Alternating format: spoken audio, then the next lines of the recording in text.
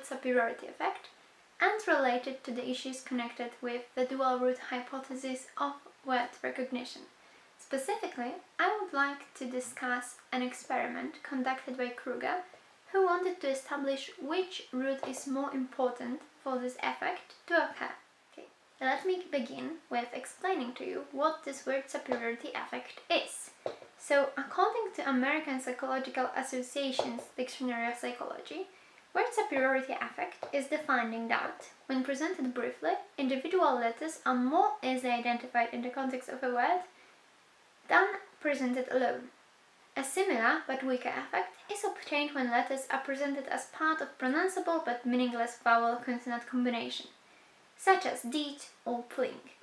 It is also called Reicher-Wheeler effect. Alright, so just to recapitulate that, word superiority effect means that we tend to identify letters easier and quicker when they are presented in a word than when they are presented alone.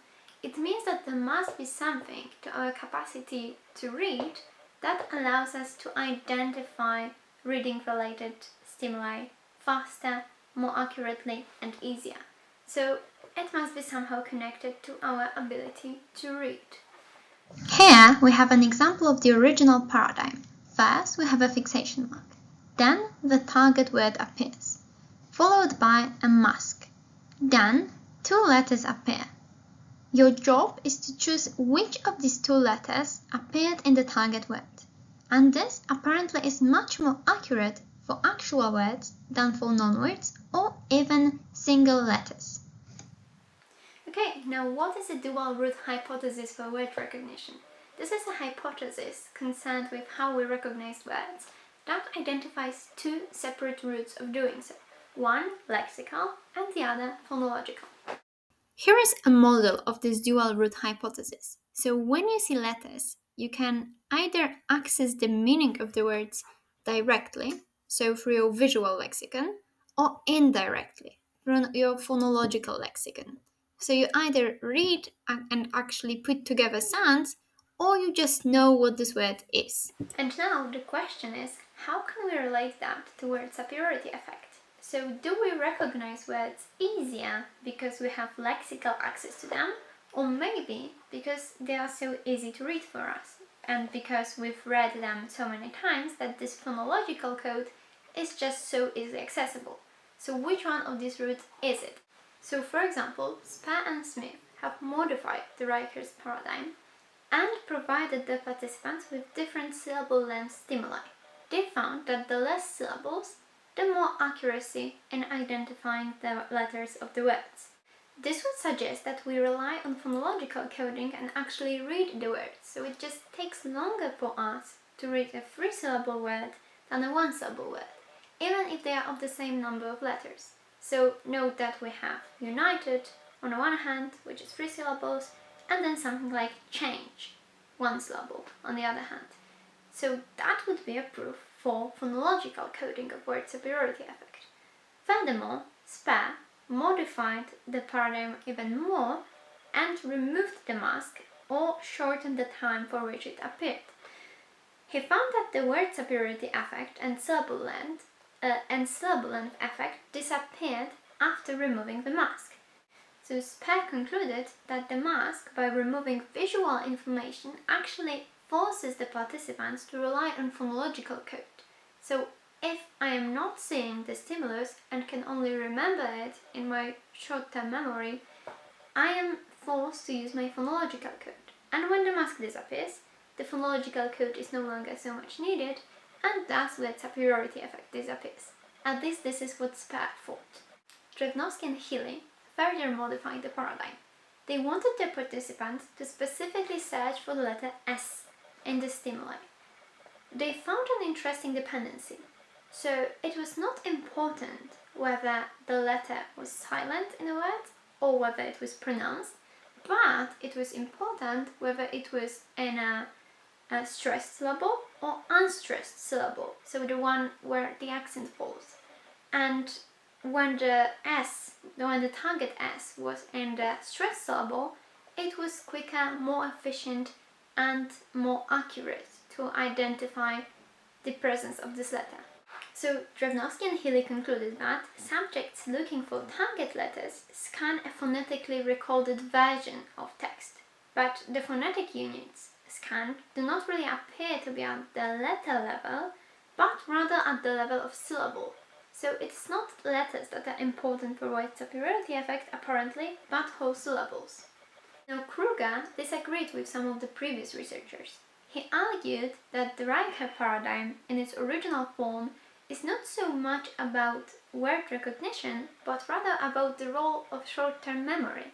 Because think about it. Normally, if you are reading, there is no mask appearing after 50 milliseconds.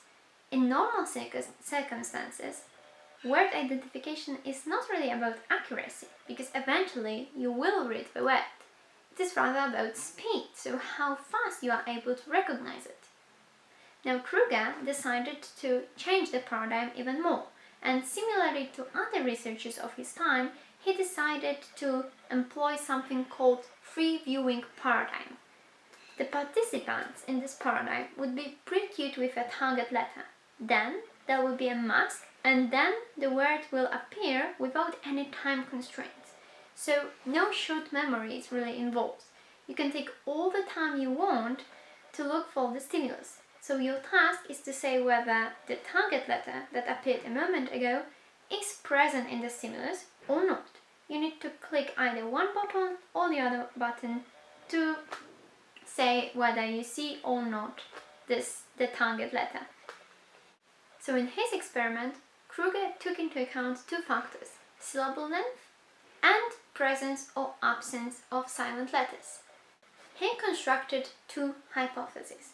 If word superiority effect on reaction times depends on phonological coding, the spare effect should be visible in the study. So the more syllable, the more time it should take for participants to complete the task, because they need to read the syllables. Secondly, if the word advantage on reaction times with free viewing depends upon phonological coding, then this effect should be reduced or even eliminated when the target letter is a silent letter in a word. So for example, in island, we don't really rely directly on phonological coding, but rather on lexical one. So if word superiority effect is about phonological coding, then in words such as island, it should be greatly reduced. So Kruger tried to discourage phonological coding as much as possible. So on the one hand, he introduced unpronounceable non-words, and on the other hand, he introduced words with silent letter, such as island with silent S. Kruger designed 3 experiments, 2 with pre-cueing and consequently free viewing, and 1 traditional to compare the results. What he did was to construct a set of silent letter words, like island, with a target letter being in the silent position. So here it would be S. Then, in corresponding set, he attempted to find words with pronounceable letters in the same position. So they only differed in terms of whether they have this letter silent or pronounceable. Also, he tried to match the words as closely as possible in terms of frequency. So, as I already mentioned, there were 3 experiments. Participants took part simultaneously in all 3 of them, but this is how Kruger differentiated between his different sets of stimuli. So in experiment 1, all the silent letter words had their targets in the silent letter positions, and thus it could have encouraged the participants to search specifically for that, so for these silent letters, and thus make it quicker. That is why in the second experiment, only half of these words worked that way, and the other half was target absent. Then the words were intermixed with words from another 2 sets, which differed in terms of syllable length. So overall, there were 270 words with corresponding 270 non-words in all the sets. There were 66 students who took part in the experiment. All of them were presented with 18 blocks of 30 trials each. So now, to conclusions. As I've already mentioned, Kruger was skeptical when it comes to the role of phonological coding in word superiority effect. He didn't really believe that it is of such a great importance for the effect. His hypothesis, therefore, was that there would be no difference in response time between silent letter words and normal words. So, according to him, the words such as apples and island should have similar response time when it comes to finding the target letter. The results surprised even him. There actually was a difference, but in favor of silent letter words. So why is that? Why does it even help to have no phonological cues when reading a word? Well, Kruger suggested that this may boil down to overlearned orthography and thus more automatic reading. So at one point we needed to learn that in the word island we have this I-S-L-A-N-D, and maybe this is because of that. But maybe it is specifically because the participants could not rely on phonological code. So maybe the presence of phonological code actually slows things down, not helps. Now, the experiments concerned with syllable length were also quite shocking. It seems that in the free viewing technique, the number of the syllables in the word made no substantial difference on the reaction times. So it made no difference whether a word was 3 syllables or just 1 syllable, the reaction times were quite similar. So in the free viewing technique, the syllable length effect was eliminated, but the word superiority effect was not. So that would again be a proof that there is no real connection between phonological coding and word superiority effect. Just to show you again, here are the results concerned with silent letter and pronounceable letter stimuli. So you can see in set 1 we had silent letters and in set 2 we had pronounceable letters. And you can see that word superiority effect persisted because when compared to non-words, in all the cases we had superiority of words. But then compare sets 1 and 2. In all 3 experiments you can see that it is much quicker to identify the letters in silent letter words than in pronounceable letter words. And here you have a number of syllables and response times for each number of syllables. And you can see that still word superiority effect persists, so it is quicker to read words than non-words, but there are no really substantial differences when it comes to the number of syllables. To sum up, Kruger did everything he could to discourage reliance on phonological coding. He removed the masks, introduced unpronounceable non-words, and words with silent letters. If word superiority effect relies so much on phonological coding, then the changes that Kruger introduced should show that either word superiority effect is no longer present under these conditions, or that the reaction times are significantly higher for words with silent letters or words with multiple syllables. None of this was true.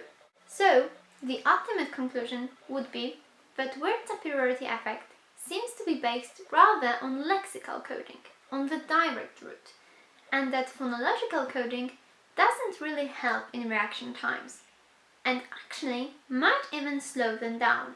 Thank you so much for watching. I hope you enjoyed this short presentation and that everything that I showed you was quite clear and understandable. So, goodbye!